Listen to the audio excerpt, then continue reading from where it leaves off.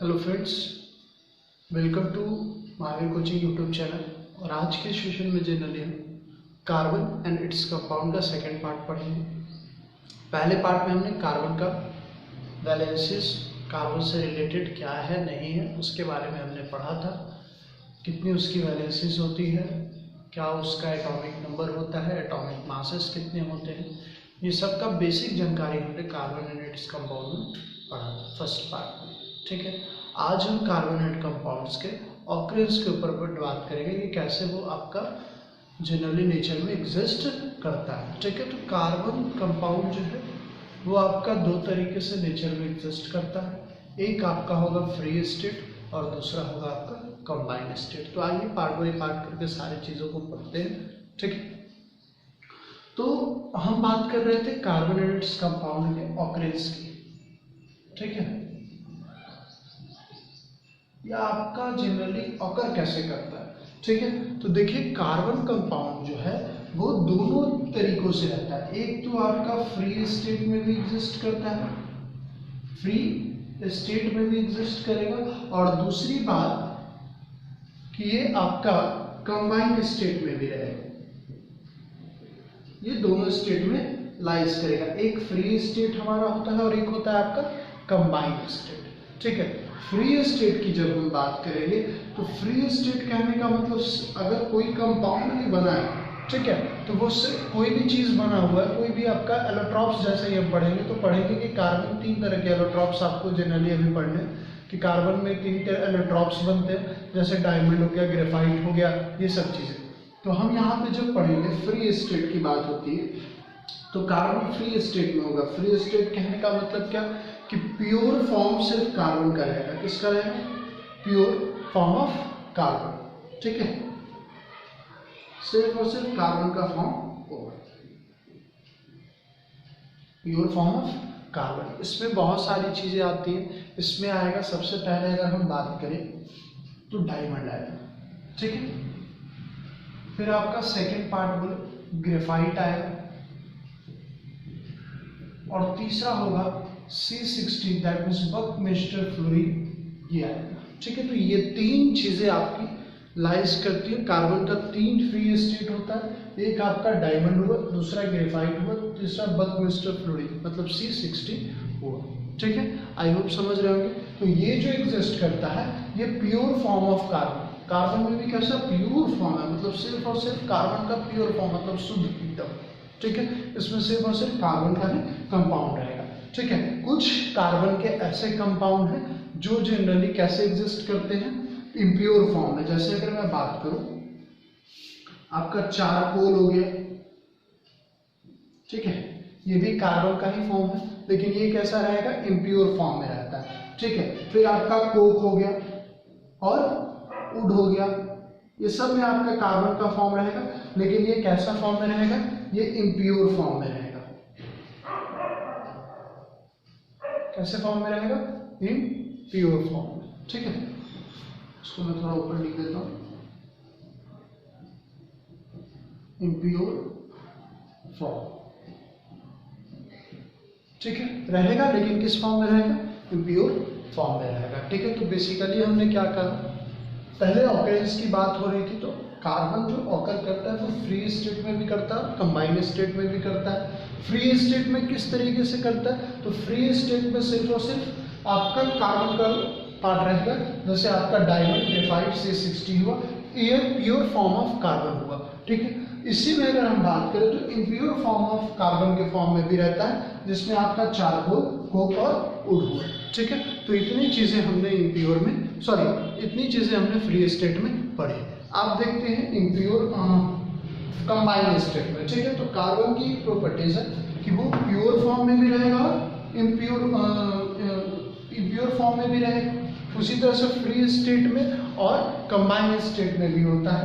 Combined state की जैसे ही हम बात करेंगे, ठीक है, तो ये क्या होगा कि कार्बन जो है इसकी तो टेंडेंसी है, कार्बन की अगर हम वैलेंसी की बात करें तो वैलेंसी इसकी मैंने पिछले वीडियो में बताई थी, कितनी थी? 4 होती है। ठीक है, कितनी होती है? 4 होती है इसकी वैलेंसी। इसका मतलब क्या है कि कार्बन 4 अलग अलग एलिमेंट के साथ या फिर कार्बन के साथ जुड़ के एक कंपाउंड बनाता है। जैसे ही इसकी प्रॉपर्टीज पढ़ेंगे उसमें एक प्रॉपर्टीज में पढ़ेंगे ये टेट्रावैलेंट होता है, ठीक है। दूसरा जैसे ही हम पढ़ेंगे तो हम पढ़ेंगे ये कैटिनेशन प्रॉपर्टीज को करता है। कैटिनेशन कहने का मतलब कि आपको सिर्फ और सिर्फ कार्बन का ही अटैचमेंट मेन के साथ रहेगा, मतलब चारों तरफ क्या होंगे, सिर्फ और सिर्फ कार्बन अटैच होंगे, ठीक है। मतलब सेल्फ लिंकिंग प्रॉपर्टी होती है, इसको सेल्फ लिंकिंग प्रॉपर्टी कहते हैं। क्या कहते हैं? सेल्फ लिंकिंग प्रॉपर्टी, ठीक है। ये किसकी होती है? कार्बन की होती है, ठीक है, सेल्फ लिंकिंग प्रॉपर्टी, ठीक है। तो जनरली हम बात कर रहे थे कि जो कार्बन एग्जिस्ट अगर करता है वो फ्री स्टेट में भी करता है। फ्री स्टेट में हमने देखा था किस फॉर्म में करता है, और कंबाइंड स्टेट में भी करता है, ठीक है। कंबाइंड स्टेट में या तो ये अपने ही कार्बन के और भी एटम के साथ मिलकर या कंपाउंड बनाएगा, या फिर ये अलग अलग एलिमेंट के साथ मिलकर कंपाउंड बनाएगा। जैसे 2-3 मैं एलिमेंट लिखता हूं, ठीक है। ये जनरली 3 तरीके से आपका लाइंस करता है, 3 तरह के ये कंपाउंड बना सकता है। एक आपका बनाएगा गैसियस कंपाउंड, एक बनाएगा आपका गैसियस कंपाउंड,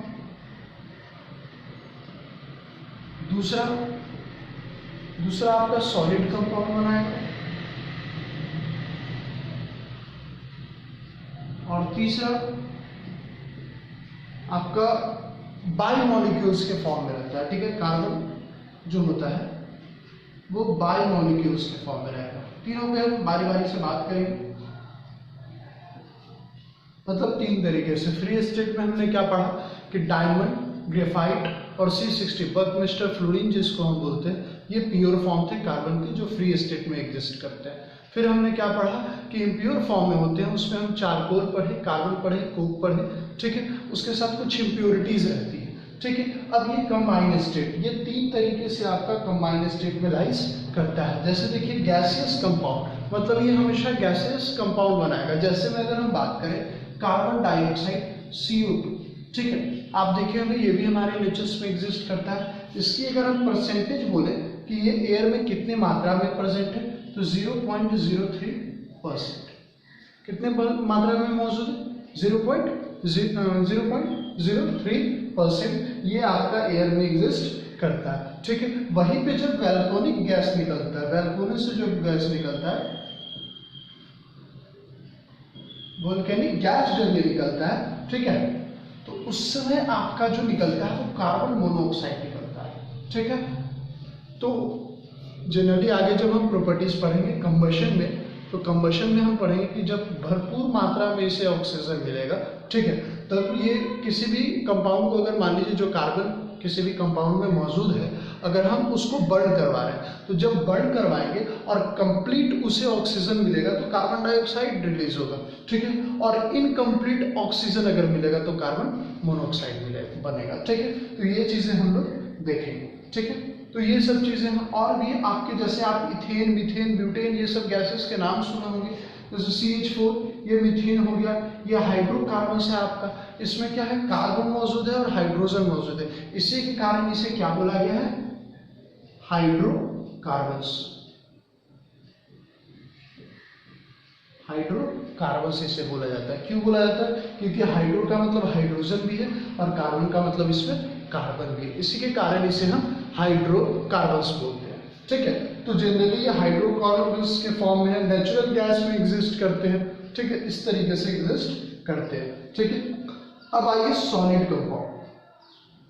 सॉलिड कंपाउंड की अगर हम बात करें, ठीक है, तो सॉलिड कंपाउंड कैसे कैसे हैं। जैसे मान लीजिए आप एक सॉलिड कंपाउंड पढ़े होंगे कैल्शियम कार्बोनेट का CuCO3, है ना, कैल्शियम कार्बोनेट CuCO3, ये आपका एक सॉलिड कंपाउंड हुआ कार्बन के साथ, ठीक है। उसके बाद आप MgSO3, ठीक है, जिसको हम मैग्नेटाइज बोलते हैं, मैग्नीसाइड बोलते हैं, सॉरी मैग्नीसाइड बोलते हैं, ये आपका मैग्नीसाइड हुआ, ठीक है।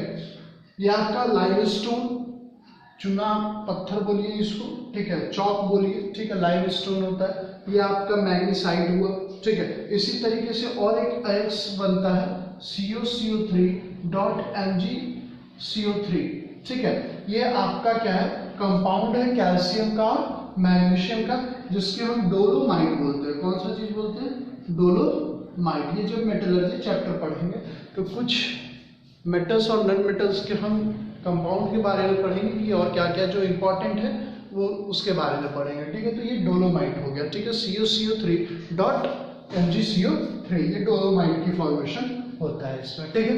तो दो चीजें हमने पढ़ी, गैसियस कंपाउंड में जैसे कार्बन डाइऑक्साइड हमारे नेचर में एग्जिस्ट करता है, इसकी मात्रा हमारे एयर में 0.03% है। फिर वोल्केनिक गैस के फॉर्म में कार्बन मोनोऑक्साइड होता है, जब ऑक्सीजन की कमी होती है तभी ये बनता है। फिर CH4 हो गया, ये आपका हाइड्रोकार्बन है। तो ये सारी चीजें इसमें क्या है कि आपका कंबाइन स्टेट दिख रहा है, हर कार्बन एटम दूसरे एलिमेंट के साथ बॉन्ड बना रहा है, जैसे कार्बन हाइड्रोजन के साथ, कार्बन मोनोऑक्साइड मतलब ऑक्सीजन के साथ, यहाँ देखिए मेटल के साथ कार्बन, फिर दूसरे मेटल के साथ कार्बन। तो इस तरीके से डिफरेंट आपके स्टेट में ये कंबाइन हर एलिमेंट के साथ कर देता है। इसी के कारण ये चैप्टर पढ़ना हमें बहुत जरूरी रहता है, ठीक है। अब देखिए आप थोड़ा सा बायो के टर्म्स में चल जाइएगा।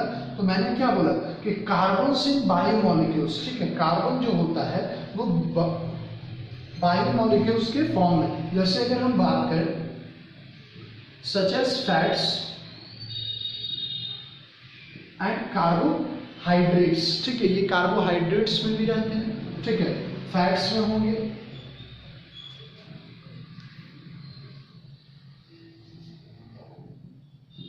डोलोमाइट ये, ठीक है। अब ये वाला थोड़ा सा आ जाते हैं, देखिए ये प्रेजेंट किसमें होता है, कार्बन से बायोमोलिक्यूल्स सच एज किसमें रहते हैं, तो फैट्स में होते हैं, कार्बोहाइड्रेट्स में होते हैं और प्रोटीन में होते हैं, ठीक है। ये सारी चीजों में ये लाइस करते हैं, ठीक है। तो आई होप आप समझे होंगे। इसमें हमने क्या पढ़ा, कार्बन जो है वो कंबाइंड स्टेट में होता है, गैसियस कंपाउंड CO2 के फॉर्म में 0.03% ये हमारे एयर में प्रेजेंट है। फिर सॉलिड कंपाउंड हमने पढ़ा, ठीक है। सॉलिड कंपाउंड में हमने क्या पढ़ा था कि जैसे आपको अलग अलग कंपाउंड के साथ, मान लीजिए कार्बन अलग अलग चीज के साथ मिलके या अपना ही सिंपल फॉर्म, ये जैसे मेटल के साथ मिल गया और कार्बोनेट बना दिया, ठीक है। उसी तरीके से और भी चीजें हमने पढ़ी, डोलोमाइट पढ़ा, ये भी दो एलिमेंट को मिला के ही बना है, ठीक है। तो ये सब जो चीजें हैं वो आपके क्या है, सॉलिड कंपाउंड है, ठीक है। उसके बाद देखिए बायोमोलिक्यूल्स के फॉर्म में भी एग्जिस्ट करता है, जैसे आपका फैट्स में कार्बन रहता है, कार्बोहाइड्रेट्स है, प्रोटीन है, ये सब में भी लाइस करता है, ठीक है। तो आई होप आप समझे होंगे। नेक्स्ट वीडियो में हम अगर वीडियो आपको अच्छा लगा होगा तो लाइक करिएगा हमारे चैनल को, साथ ही सब्सक्राइब करिएगा। नेक्स्ट वीडियो में हम अलैट्रॉप्स ऑफ कार्बन पढ़ेंगे। तो बहुत बहुत धन्यवाद वीडियो को देखने के लिए।